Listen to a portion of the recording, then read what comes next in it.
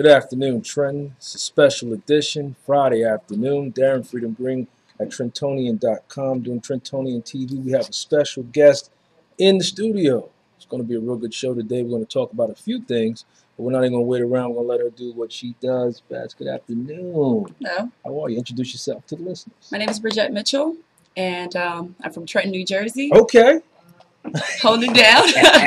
and I'm just here to share some things about basketball and my process and some events that I have going on. Okay, so let's take it back to the root. You're from Spring Street. Interesting. Spring Street, all day, every day. Okay, it is. That's Trenton all day, every day. Let's talk a little bit about Spring Street and how that experience impacted you in coming up on Spring Street.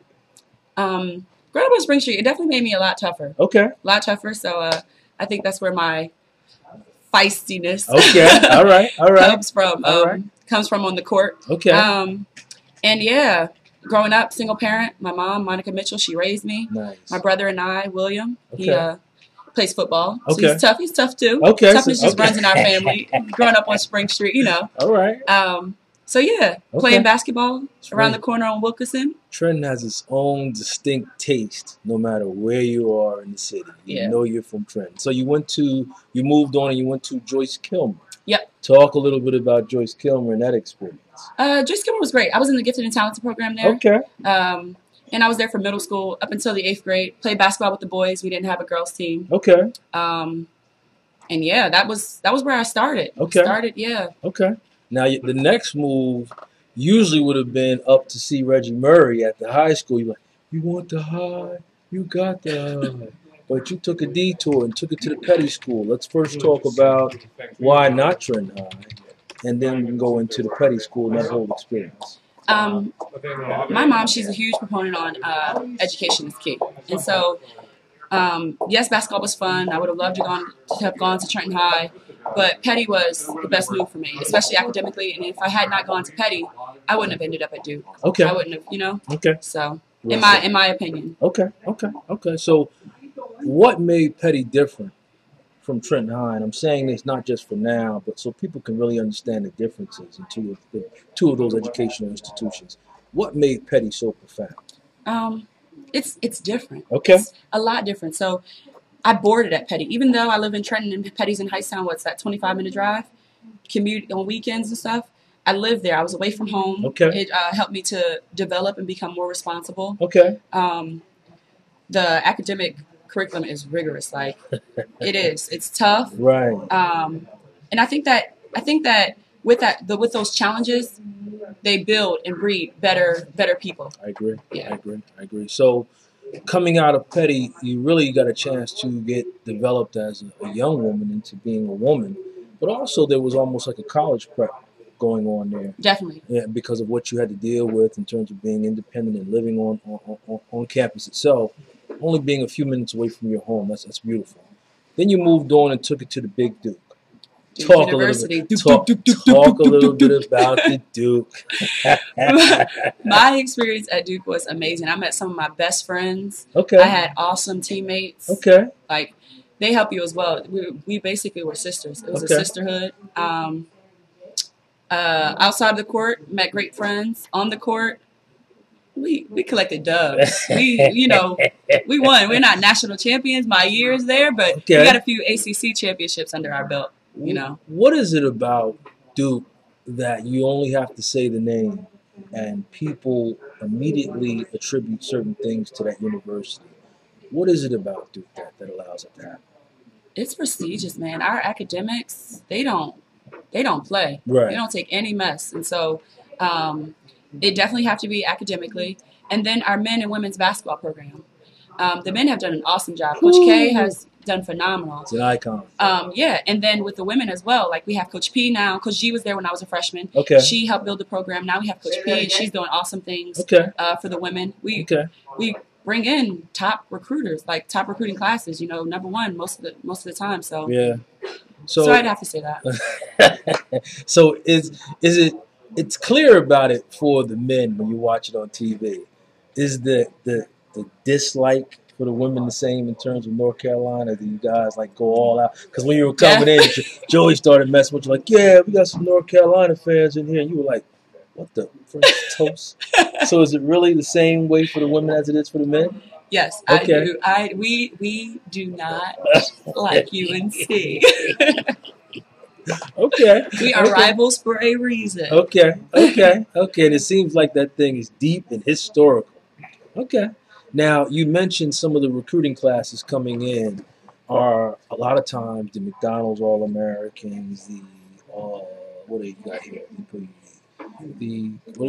Name some of the awards you won. But I know the McDonald's All-Americans won. In 2006, my senior year, I was actually the Gatorade Player of the Year for New Jersey. Okay. I was a WBCA All-American. Nice. And McDonald's All-American. Okay. What was that like?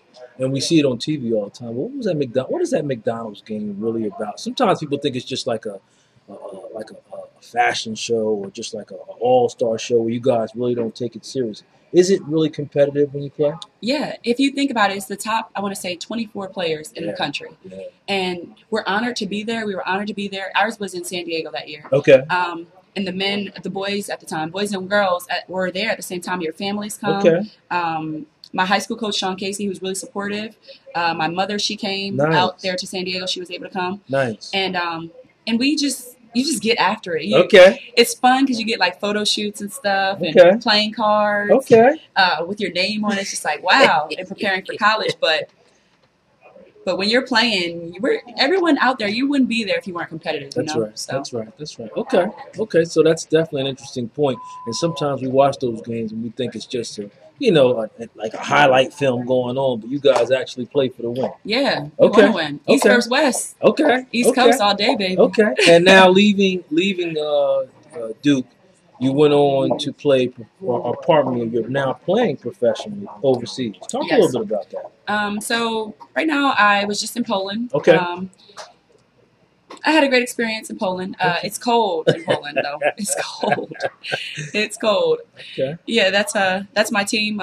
We won the third place. Okay. So we got the bronze medal. Okay. And over there, winning third is like winning first. Okay. The top three teams, they go to Euro Cup, which is a big deal. And when we won third, our fans, they had champagne. They all over the court. Like huge festivities and like parties and things. It was great. Okay, so somebody's sitting there, not me, not Joey. Somebody's saying, why is she not in the WNBA? What's the story? So I had training camp last year with Seattle Storm, and I made it really far into the cuts. I think I was like the second to last to get cut before the final roster. Okay. And I had a meeting with Coach Adler before they, release you. Okay. We have a meeting, and he was really positive. He liked my energy. He liked the game that I played. Okay.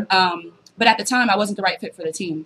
He had a lot of veterans. The year prior, they had just won the championship, the WNBA, and so he had like a lot of veterans and returning players. So I wasn't the fit there. So, So that's the gist of it. We'll go with it. We're riding with you regardless. So, are your ultimate dreams to play in the NBA, or are you going to go back overseas? Which one would you like to do? I really just enjoy the game. Okay. And whether it's in the WNBA or if it's overseas, my goal as a child was to play professional basketball. Okay. And I feel like I've accomplished that. Yes, so you have. I'm in the process now of writing down new goals. Okay. And jotting down some new things that I want to do. So, okay. So, yeah. Because you definitely, once you arrive on the scene and you're getting paid for what you love to do, that would almost be a dream come true. Okay. So let's talk a little bit about you're coming back and you're doing a camp tomorrow. Yes. Okay, at the Westwood. Yep. Talk a little bit about that. So I'm back in Trenton for the summer for a good little bit, and I am a Christian, and I believe that it's really important to give all the honor and glory to God. So I first want to do that. Okay. And, being able to come back and to give something, to teach young girls how to play basketball. Okay. And so I'm basically having clinics on Saturday mornings. Okay. From 8 a.m. to 10 a.m. Okay. for little girls ages 8 and up. Okay. And I teach them how to play. I just, if they don't know, some of them didn't even know three-point line. They're young, you know? Right. And so I teach them the game. Okay. And I give them some inspiration. And just because we're from Trenton doesn't mean we have to stay in Trenton. You know? So I think it's definitely important that they expand their horizons. You know, you want to become something more. Okay. And I want to share that with them. Yes, it's only 2 hours. But They come each Saturday. I've had some returning girls. Nice. And so we're getting after it here in Trenton this summer. Okay, so this is actually the 3rd year you've done it? No. This is my first year. This is the first year you've done it? Yeah, I graduated in 2010, and so this is my first year being home for the summer. Oh, nice. Yeah, nice. So you could be, and let's put it in proper context, you could be somewhere kicked back, traveling the world, relaxing, doing your own thing, but you came back to the hometown to do what? To inspire and encourage young women, young girls in Trenton to be more. No doubt. To aspire to be more. It doesn't necessarily, I tell them, some of them like dancing, it doesn't have to be basketball, but whatever you are driven to do it. No doubt. And do it wholeheartedly. That's beautiful. What have been some of the conversations, you don't have to give details, but some of the young ladies, because I teach an after-school program, and a lot of times people really don't understand how important it is to allow our young people to express themselves and actually know that you're listening and that you're going to give them some positive feedback. They get hammered all the time. But for somebody to listen and then encourage and inspire, what are some of the conversations or feedback you've gotten from the young people who come to your camp? They love it. They ask me about Duke. Those are the popular questions. Like, how is college? Because, not everyone goes to college. Not everyone is blessed and not everyone is fortunate. That's right. And for me to have that ability and then to come back and share it with them and to make them say, man, I want to go to college. Oh, I want to play basketball D1. My mom doesn't have to pay for it. That's like the most important thing. They're like, my mom doesn't have to pay for it? You could win a scholarship? I'm like, yeah, it's possible. It's possible. No doubt. So you actually, you alluded earlier to this question here. You've kind of accomplished all of your present goals. You're playing overseas, you're playing professionally. You made a little remark about writing down some new goals. What would be some of those new goals that you're looking at and you're dreaming about that you'd like to work on now in the future? So I'm passionate about youth. Okay. And I'm passionate about basketball. Okay. And so those two things, I really want to have like my own Westward, nice, and something like that. My own facility to teach young people to play the game. And health is important, health and wellness. Yes, it so is. To have that included in there. Okay. And yeah, I'm really passionate about the youth. So any way that I can help them, I'm just trying. You came up, and again, you're like right in my heaven right now because I live for those babies. But you came up in Trenton. You came from Spring Street. It was dark and difficult then. It's dark and desolate now. What inside of you allowed you to move to the level of being Duke and then a professional? First and foremost, God. No doubt. First and foremost. And I had amazing people helping me out and pushing me. For starters, Robert White. He got me when I was 9 in the West Ward. Started playing with me there, teaching me the game. And then my high school coach, he's an important influence too, Sean Casey. Like I said, my mother, that's a given. Always. And then Tanya Grant. She used to help me. She used to have things at Junior 4, and I used to come over there and play basketball with her. No doubt. I don't want to forget people, but it's bad. All right. My church family at Beauty Grove. I've been going to Kingdom, and I'm really enjoying that. Pastor Daniels, he does right there too. Yes. I've been visiting there. I really think within everyone there's a desire, a deep down desire to do something. Mm-hmm. And what it is that you do is up to you. No doubt. And so, very well said. So that burning desire that came from within me, in me, is coming out now. And so I feel like that's what's been pushing me, what's been motivating me. And, that inner ambition. Yeah, I can't really explain it other than that. And we can go into it now. Trenton has, and this is why Joey and I align all the time, Trenton has a poor culture. And it's very apathetic. And people find a lot of excuses on why to fail. And a lot of what we do with the show here is to change that perception. Like today, this is an excellent interview because you're just shining and you're giving so much good energy off of what can be. And then you're basing it off of a tangible reality, which is your success story. And then you're attributing it to all of the good people that helped come up. What do you see in Trenton right now that's lacking that you had when you were coming up? The venue. Okay. Venues. We need places to do these things. Like, for example, when when I first came home in May, I wanted to host my clinics at the park because I love playing outdoors. Right. You need permits, you need insurance, you need to go through such and such. You have to go through certain individuals, and I feel like the same with summer league. Certain people want you to play in their summer league, and then if you play in theirs, you can't play in another's. Right. Or we don't want you to play in ours. You got to do this. It's not about you. Right. The older people, the older men, the older women, you've had your time. You got to provide places and inspiration for the young people who want to become better, who want to become more. And I think that's important because, like you said, negativity, it hinders you. Yes. And so if you're in Trenton and you constantly hearing, you shouldn't do that, you can't do that, I do something else. No, you encourage the young people in your lives that you can impact. I feel like you should do that. Whether it's playing for Trenton High or Peddie, they're playing. That's right. You know, doing something good. So I feel like that's important. I feel like that's what we need more of: encouragement to do something. Okay. Give them a place to do something. You know. Okay. So. If we'll close off with this one, if you had a goal for yourself personally, where would you like to see what you're doing in terms of basketball, life skills, mental health, wellness, and well-being? What would you like to see all of that do to move Trenton forward in the next couple of years? To move Trenton forward. Because we're definitely kind of in reverse right now. Okay, yeah. So what would you like to bring to the table and really help move the city forward? And just your small piece. Because sometimes people come in and we think we have to be the savior. I had that disease myself. Mm-hmm. I just say now, if I just do my part, then it helps the whole. What would be your part in helping move our city forward?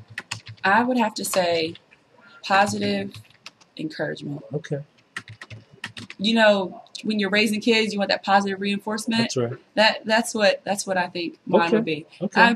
Like you said, I don't want to be a hero. I don't want to change, do drastic changes. But if I can do a piece here and there, if I could touch one or two kids here and there, I'm happy. All right. I'm happy because those one or two children, they'll affect someone else. That's right.